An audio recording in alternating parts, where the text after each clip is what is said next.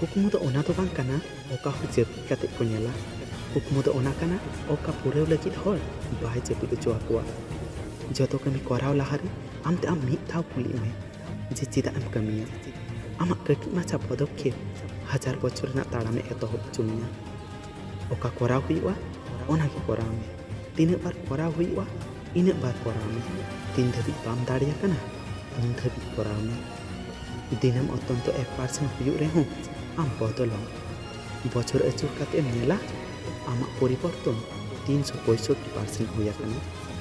तिहिन एमन किछु कराव में जे 10 बछर पर तिहिन दिनम दिशा लेखाय जाते आमते आम लाजावेम बुझाव जीवन रे बिग साथी